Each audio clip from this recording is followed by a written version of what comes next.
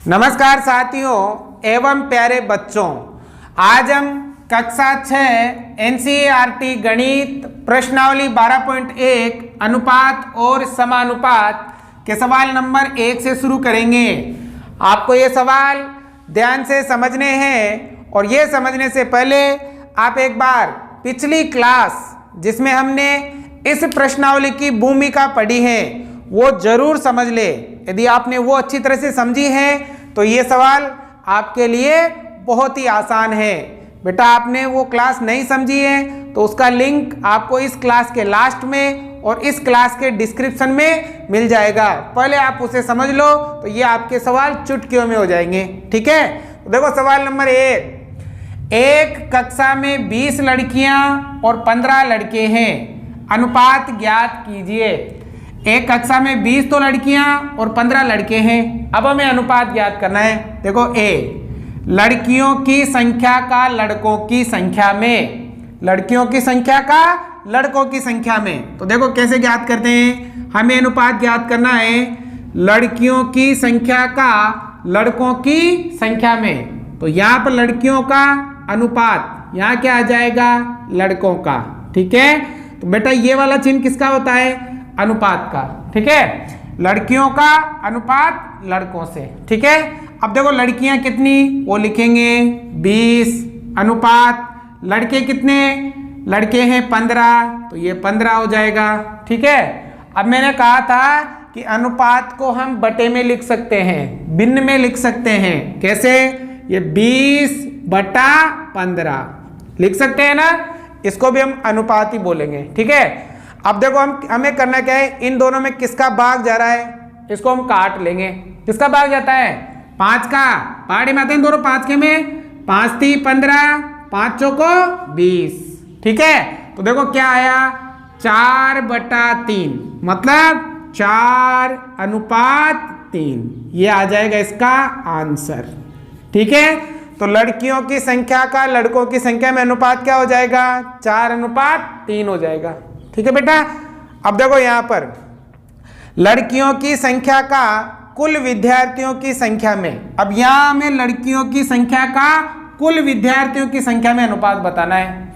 तो इसके लिए हम क्या करेंगे बच्चों, पहले तो कुल विद्यार्थी पता करेंगे, कुल विद्यार्थी। ठीक है ना, अब बेटा कुल विद्यार्थी मतलब लड़कियां भी हैं और लड़के भी हैं, तो दोनों को जोड़ देंगे। 20 + 15 तो कितना हो गया, दोनों को जोड़ देंगे तो हो गया 35। कुल विद्यार्थी कितने हो गए, 35। पता चल गया, कुल विद्यार्थी 35 है और लड़कियां का भी पता है कितना है, 20 है। तो हमें अनुपात क्या ज्ञात करना है, हमें अनुपात ज्ञात करना है लड़कियों का अनुपात किससे, कुल विद्यार्थियों से, कुल विद्यार्थियों से। ठीक है ना, ऐसे करना है। अब बताओ बेटा लड़कियां कितनी हैं, 20 तो ये 20 अनुपात कुल विद्यार्थी कितने हैं, 35 तो ये 35। ठीक है, अब देखो अनुपात को हम भाग में भी लिख सकते हैं, तो यह लिख दो, लिखना चाहो तो 20/35। ठीक है, लिख सकते हैं। अब बताओ इन दोनों में किस समान संख्या का भाग जा रहा है, किसके पहाड़े में आते हैं दोनों, 5 के में, 5 × 4 = 20, 5 × 7 = 35 तो आ गया 4/7। यानी कि क्या आ जाएगा, 4/7 का मतलब 4:7। यह आ जाएगा इसका आंसर। ठीक है, तो लड़कियों की संख्या कुल विद्यार्थियों की संख्या में अनुपात क्या होगा, 4:7 हो जाएगा। आगे बच्चों समझ में। अब देखो सवाल नंबर 2, देखो ध्यान से समझना बेटा सभी सवालों को। 30 विद्यार्थियों की कक्षा में 6 फुटबॉल, 12 क्रिकेट और बाकी टेनिस पसंद करते हैं, अनुपात ज्ञात कीजिए। एक कक्षा में कुल 30 विद्यार्थी है। कितने विद्यार्थी बेटा, 30। अब 30 में से 6 तो फुटबॉल और 12 क्रिकेट और बाकी के टेनिस पसंद करते हैं। ठीक है, तो अनुपात ज्ञात कीजिए। अब हमें अनुपात ज्ञात करना है, तो इसके लिए देखो पहले हम क्या करेंगे, देखो यहां लिख लेंगे कि कुल विद्यार्थी कितने बच्चों, कुल विद्यार्थी बताओ बेटा कितने हैं, कुल विद्यार्थी है 30, ठीक है। अब फुटबॉल कितने पसंद करते हैं? फुटबॉल पसंद करते हैं कितने? 6 विद्यार्थी। फिर क्रिकेट कितने पसंद करते हैं? क्रिकेट पसंद करते हैं 12 विद्यार्थी। अब शेष क्या पसंद करते हैं? टेनिस। शेष क्या पसंद करते हैं? टेनिस, बचे हुए टेनिस। अब देखो टेनिस का हमें नहीं दे रखा है तो पहले हम टेनिस का निकालेंगे। कैसे निकालेंगे बेटा? कुल विद्यार्थियों में से इन दोनों को घटा देंगे। कुल विद्यार्थियों में से इन दोनों को घटा देंगे तो बचे हुए क्या होंगे? टेनिस वाले होंगे ना। तो कुल विद्यार्थी 30, इसमें से माइनस कर देंगे, इन दोनों को जोड़ देंगे, 6 और 12 दोनों को जोड़कर माइनस कर देंगे। अब देखो 30 का तो 30 माइनस 6 में 12 जोड़ा तो 18 हो गया। अब 30 में से 18 घटाएंगे बेटा, बाकी करेंगे ना तो यह आ जाएगा 12। कितना आ जाएगा? 12। तो टेनिस कितने विद्यार्थी पसंद करते हैं? 12। Cricket 12, football 6। तो सबसे पहले तो हम टेनिस जो पसंद करते हैं विद्यार्थी को निकालेंगे, ठीक है। अब यहां देखो ए में फुटबॉल पसंद करने वालों की संख्या का टेनिस पसंद करने वालों की संख्या से अनुपात ज्ञात करना है कि कौन सा बेटा? एक तो हमें फुटबॉल पसंद करने वाले विद्यार्थियों का अनुपात किससे? टेनिस पसंद करने वाले विद्यार्थियों से अनुपात ज्ञात करना है, ठीक है। तो बताओ बेटा फुटबॉल कितने पसंद करते हैं? 6 अनुपात टेनिस कितने पसंद करते हैं? 12, ठीक है। बताओ अनुपात को हम किस में लिख सकते हैं? भाग में आप नीचे लिख लेना इसके। तो देखो 6/12 दोनों में किसी समान संख्या का भाग जाता है क्या? हाँ 6 का जाता है। 6 के पहाड़े में आते हैं दोनों। 6 एकम 6, 6 दूनी 12 तो आ गया 1/2, मतलब 1:2। तो समझ में आई बच्चों? फुटबॉल और टेनिस में अनुपात क्या होगा? 1:2 हो जाएगा। अब देखो बी में क्रिकेट प्रेमियों का कुल विद्यार्थियों की संख्या से अब हमें किसका अनुपात निकालना है? क्रिकेट प्रेमियों का अनुपात निकालना है कुल विद्यार्थियों से, कुल विद्यार्थियों से, ठीक है ना बेटा। अब देखो क्रिकेट प्रेमी कितने हैं? बताओ भैया 12, तो ये 12 अनुपात कुल विद्यार्थी कितने हैं? कुल छात्र हैं 30, तो ये 30 आ जाएगा। आप इसको भिन्न में लिख सकते हो 12/30। अब बेटा ये दोनों किसके पहाड़े में आते हैं? बताओ बेटा किसके पहाड़े में आते हैं? देखो 2 से काट लो, 2 से ये 6 बार और 2 से ये 15 बार, ठीक है ना। फिर दोनों में 3 का भाग जा रहा है, 3 से ये 2 बार और 3 से ये 5 बार, तो क्या आ गया? 2/5। पहले मैंने 2 से काटा तो 2 का भाग 12 में 6 बार जाता है और 2 का भाग 30 में 15 बार जाता है। फिर 6 में 3 का भाग 2 बार जाएगा और 15 में 3 का भाग 5 बार जाएगा, तो 2/5 मतलब क्या आ गया? 2:5 आ जाएगा। ये हो जाएगा इसका आंसर। तो इस प्रकार से हमें ये करना है। आगे समझ में? उतारो पहले। सवाल नंबर 3, आकृति को देखकर अनुपात लिखिए। बेटा ये आकृति दे रखी है, इसको देखकर अनुपात लिखना है। देखो कैसे? ए आयत के अंदर ये एक आयत है और इसके अंदर ये आकृतियां बनी हुई है। ये त्रिभुज है, ये वर्ग है, ये त्रिभुज है, ये वृत्त है, ये वर्ग है, ये त्रिभुज है और ये वृत्त है, ठीक है ना। ये आयत के अंदर ये आकृतियां हैं।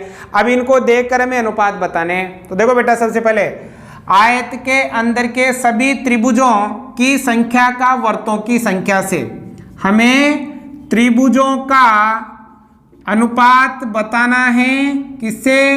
वर्तों की संख्या से। त्रिभुजों की संख्या का अनुपात बताना है वर्तों की संख्या से, ठीक है। अब हम गिनेंगे कि त्रिभुज कितने हैं इसमें। 1 2 3 कितने त्रिभुज हैं? 3, तो ये 3 अनुपात। वर्त कितने हैं? वर्त 1 2 कितने हैं बेटा?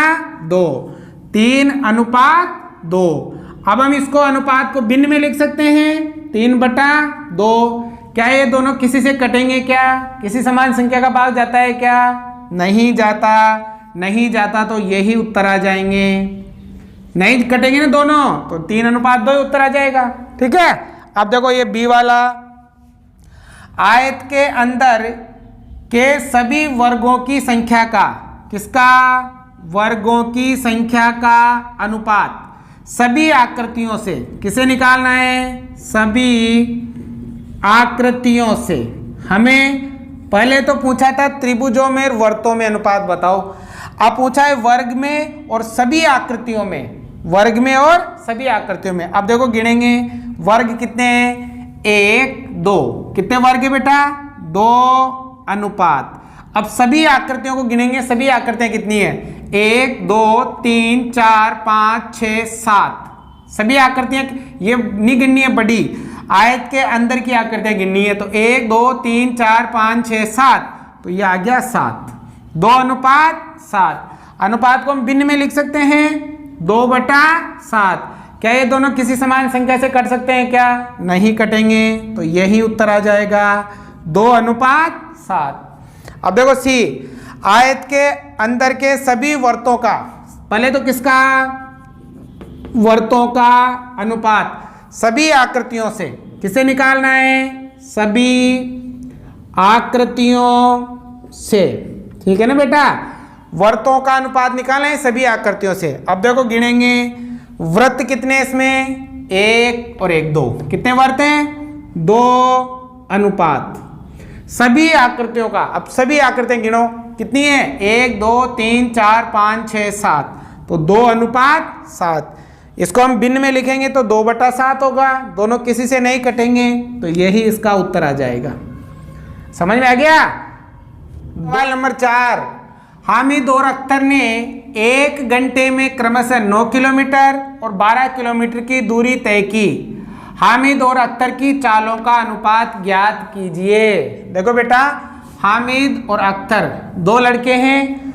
हामिद 1 घंटे में 9 किलोमीटर चलता है और अख्तर 1 घंटे में 12 किलोमीटर चलता है, ठीक है।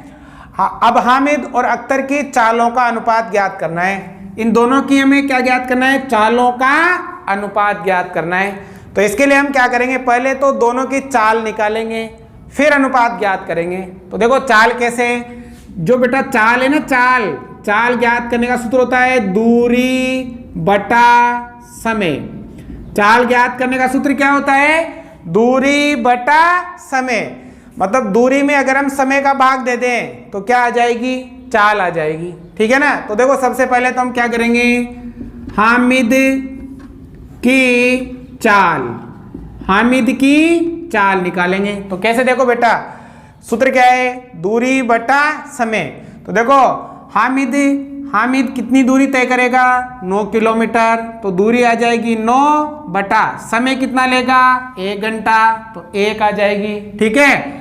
अब 1 का भाग 9 में दोगे तो 9 किलोमीटर प्रति घंटा, 9 किलोमीटर प्रति घंटा की चाल हो जाएगी, किसकी, हामिद की, ठीक है। अब इसी प्रकार दूसरा कौन है, अख्तर की निकालो।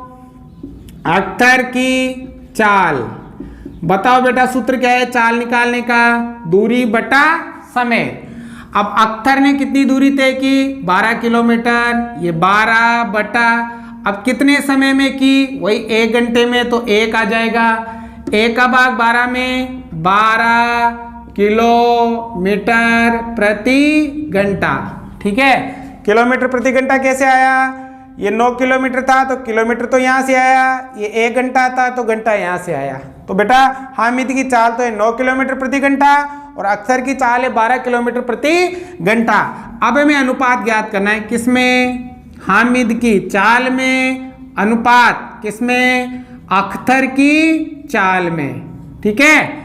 अब देखो ध्यान दो बेटा, हामिद की चाल कितनी है, 9 किलोमीटर प्रति घंटा, अनुपात अख्तर की चाल कितनी है, 12 किलोमीटर प्रति घंटा, ठीक है।